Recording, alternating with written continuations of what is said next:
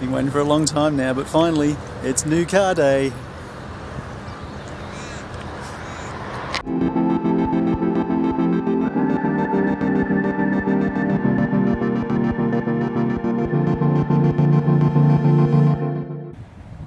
There it is.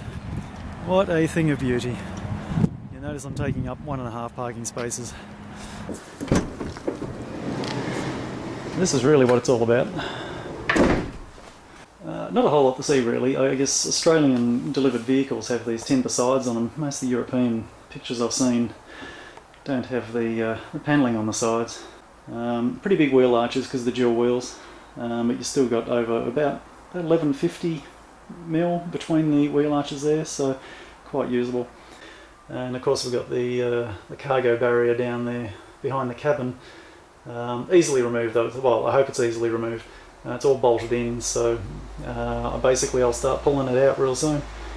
Okay, here's all the kitchen cupboards. Quick run up to IKEA on a Monday night, and we are underway.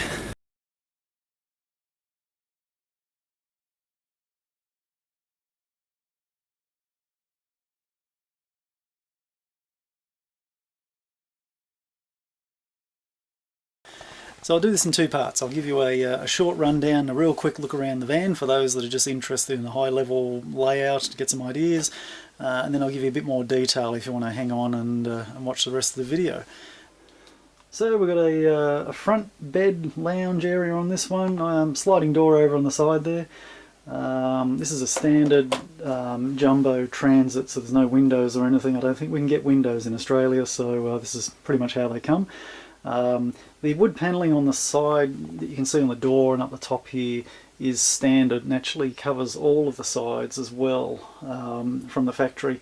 I've taken it off on these sides here just to give me a bit more clearance, because you can see there that the actual sheet metal is about 100 mil back from these big members here, and then the panelling, the timber panelling, comes out a little bit further from that, so pick up a good 200 mil in overall width, which is a little bit useful. So anyway, lounge area down the front, as I mentioned, L-shaped lounge. The back part folds down, so the bottom base slides across pretty much like this.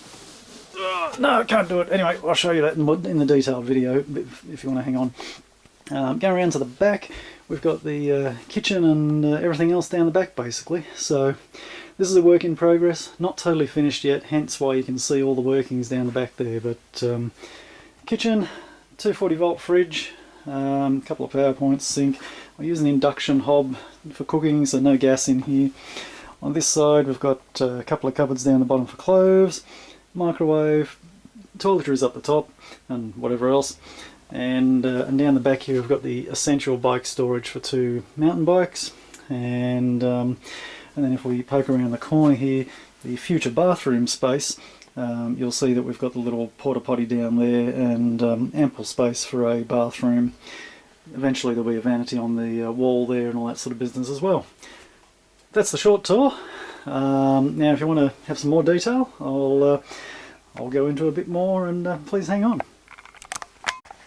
So here's the deal, right? This is a company car. I didn't buy it. I've leased this through my company, and what that means is that, and I work for Ford Motor Company, so hence why it's a Ford Transit. This is basically my prescribed lease car for about the next 8 to 9 months. Now, I'm going to have to give it back in that time frame. So basically what that means is that everything I've put in here needs to be pulled out.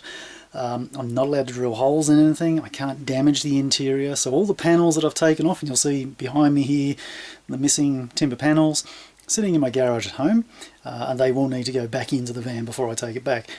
That's going to be a fun week when they tell me I've got to take the car back. But anyway, I do have the option of buying it. I may do that at some point. Well, not at some point, but at the end of my 8-month company car period. In which case then I'll bolt things down a little firmer and get everything sorted out a bit better, and then treat it as a proper motorhome. I can line the walls then and all that sort of business. That'll be make it a whole lot more pleasant. So keeping that in mind, you'll see what I've done here, when I've put in cupboards and things, basically I've bolted them around the edges of the van to existing tie-down holes, existing bodywork holes. I have put some riv nuts in a few places.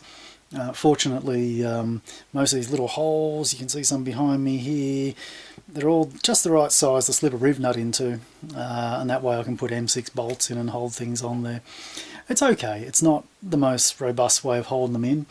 I do have a bit of shaking and rattling from my cupboards as a result, but it's not too bad. It's really only on the bumpy roads they tend to knock about a little.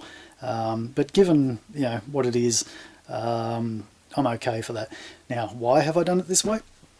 This is my first camper van, my first motorhome, my first caravan, first time I've ever had anything like this. So, basically I wasn't sure whether I wanted to have a camper van. It's been a long-term dream of mine to build a motorhome.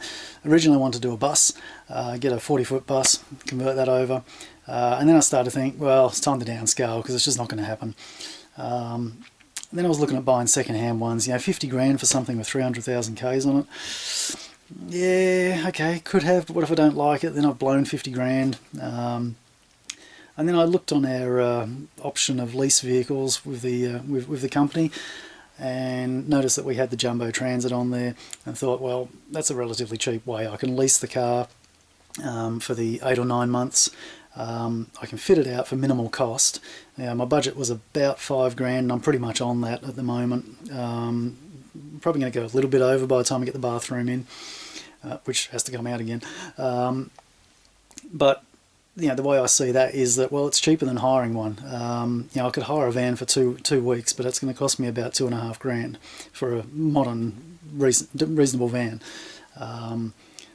And really 2 weeks is not going to tell me if I actually want to have a van. This way I get to have one for about 9 months. I'll take it on about 3 or 4 trips plus weekend runs, and and plus I can have the layout the way I want it with my bike storage. That's the most important thing, having the bike storage and space for me and my wife in here. So so that's the background story. I've been on the road now for a bit over a week. As I said, it's our first time out. My wife and I, we've travelled up to Alice Springs and Uluru, and now we're heading back down, actually in Coober Pedy at the moment. So we're heading back down to Adelaide, and then we'll head back around to Victoria over the next week.